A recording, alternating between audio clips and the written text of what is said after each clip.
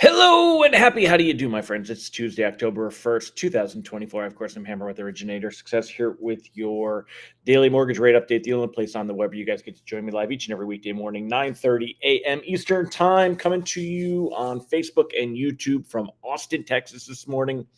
If you are here live, say good morning. If you're watching the replay, don't forget, give me a hashtag replay in the comments. Let me know that you were here. Let Facebook and YouTube know that you were here. Don't forget to smash that like button, tag and LO friend, share us in a group. If you're on YouTube, go ahead and subscribe. Click that thumbs up as well. Remember, you can also sign up for our written lock advice. Get an email to your box each and every weekday morning, www.ratelockadvice.com. You can sign up for our text alerts at www.ratetextalerts.com. You can get reminded that I go live at hmmr.io/reminder. And last but not least, check us out at originatorssuccess.com. Find out how we help you get loans from Google and social media. Mallory Fotiadis, can I use you as an example today? Let me know in the comments. I saw a post of yours on Facebook about getting a deal, and I know you are an Originator Success Elite member. And although we certainly can't take credit for all of your amazing results because you're amazing, I just want to show everybody kind of what is so important and why you got that deal. So if that's all right with you, let me know in the comments and I will do that. I appreciate that. So all the rest of you, let's go ahead and say hi to everybody this morning who is here. If you are one of our lovely live folks, say good morning or giddy up like Mr. Randy Teagle. Good morning, sir. Randy Siegel says that today is National Taco Day. And since I am in Austin, Texas, and there's a taco truck right outside, that's probably good.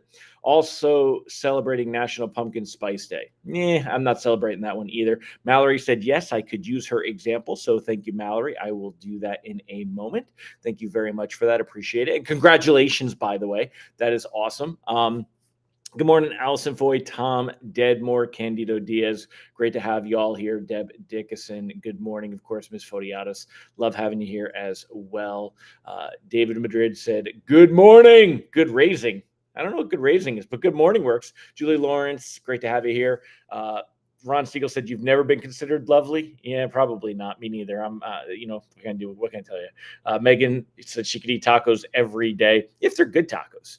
But anyway, Ray Stevens, good morning, sir. Great to have you here. Monica Dinkins, Nicole Semerad, Kenny Rivard. Not sure if I said hello to y'all yet. Brandy Brickler, good morning, Ms. Texas Brandy. Megan Lindberg. So let me show y'all something real quick, and then I will bounce to the other stuff. But I want to show you this real quick. Let me turn off the float thing here. Hold on, I want to turn that off. I don't need that on right this second. Okay, and this one too. Okay, so what I wanted to show you, take a look here at Ms. Mallory Fotiadis. I had somebody reach out to me today. She got my name from a list of lenders the realtor provided. We see this all the time. You do, I do. We all know that that's how it works, right? I'm getting a $500,000 deal because of my business profile. She said she looked at our profiles and told her husband she's the one. Now, again, I don't want to take credit for this at Originator Success. Mallory is she is a Originator Success Elite member, but it's so important. That's one of the things that we do here is we focus you in on making sure you've got your online profiles dialed in. Even if you're not a member, get your profiles dialed in, have your about section, make sure that you're posting some things about yourself, be a human, not just mortgage stuff. But she had good reviews. Again, that's if you Google Mallory Fotiadis, right? Like if you're given multiple people, they will definitely, see if I can type today. Right? They will definitely check you out, and you want to have a strong Google business profile. You want to have reviews. Here is Mallory's website. We can help you with all of that as well, making sure that you're dialed in. And it does get you business. It gets you, you're out there working. Multiple kids, too many dogs, lives in Niceville, military spouse. Again, thought she would hit it off with her lender. People will work with you because they know, like, and trust you, and they're looking for reasons to know, like, and trust you online. Make sure that you dial in your online branding and your online profiles, y'all. So anyway, enough off my soapbox. And again, thank you, Mallory, for letting me share that. I appreciate that. Thank you very much. So let me go ahead and throw the rest of this stuff on there. The lock advice remains the same. I know that I'm probably being too optimistic. Some people are like, Hammer, rates have not gotten better yet. You are lying to us, but I'm really not. Let's go in and take a look at everything. So quick recap, what happened yesterday? And Let me fire it off here. We'll bring it up here. Quick recap. There you go. Okay. So what happened yesterday? Quick recap. We'll go to. I got to find the right one. Here we are. So taking a look here, we lost ground yesterday afternoon, and there were quite a few reprices worse yesterday, and it was because Powell was out there shaking his lips, and he was hawkish. He came out with some hawkish comments yesterday, saying that the Fed was not in a hurry and that they would lower rates over time. And all he's doing is just trying to temper the expectations. When you take a look, Fed futures in November, we're at a 60-40 right now that we will see a quarter point rate cut versus that 40, which is a half point rate cut, right? Also, by the end of the year, it's tempering expectations that by December, that we would be at 4.25, not necessarily at 4, but market's not fully believing him. And based on how that data comes in over the next, this week, the BLS data, that's going to make a big difference on that. But take a look this morning. Right now, we got a bit of an uptick. This may not necessarily hold up. So even if we don't, this is like 10 or 13 basis points higher. Look at that little blurb, right? We'll see if the JOLTS data comes out in about 20 minutes. That may help us to hold up. Let me just put my comments up here so I got the right comments. So there's a quick recap of yesterday. As far as rate sheets today should recover some of yesterday's losses. They were down here. You can see that we did go ahead and gain ground again. Take a look here. You'll see that mortgage bonds are battling to stay above this 25-day moving average. 10-year treasury yield has been, again, this is the opposite of what we want. We want that to be below the 25-day moving average because it's a yield, but it's been above it for a few days, but it's been holding tight to this line. It's kind of a leash effect. And right now this morning, look at this 3.70, 3.71. Something must have just happened that brought this down a little bit because the 10-year treasury was at 3.74 and mortgage bonds had this bit of a blump up. So I don't know if that's necessarily going to hold up, but definitely good signs this morning.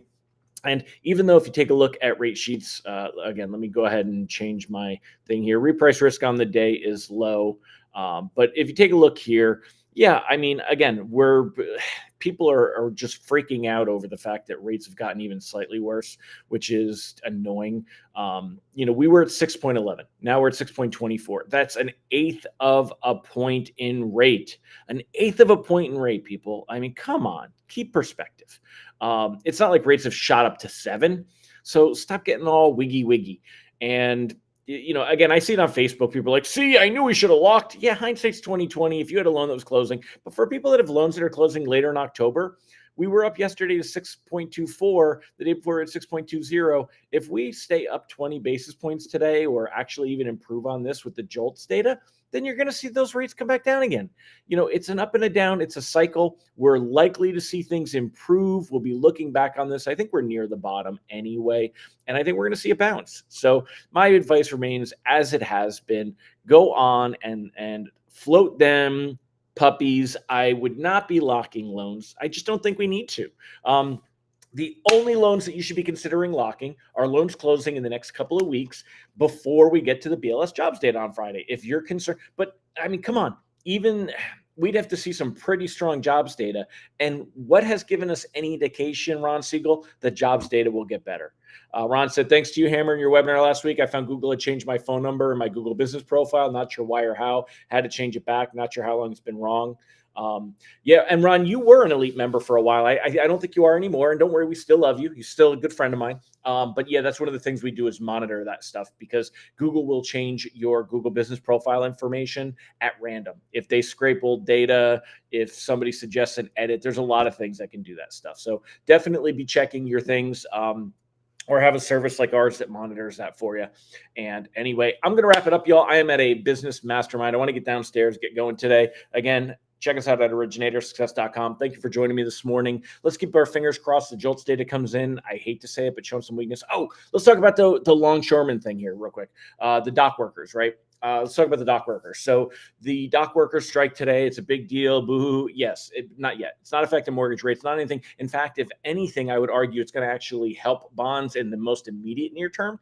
The idea that, we will see supply chain issues and it could be inflationary, that's going to take weeks of being an issue before that's something that really rolls into anything.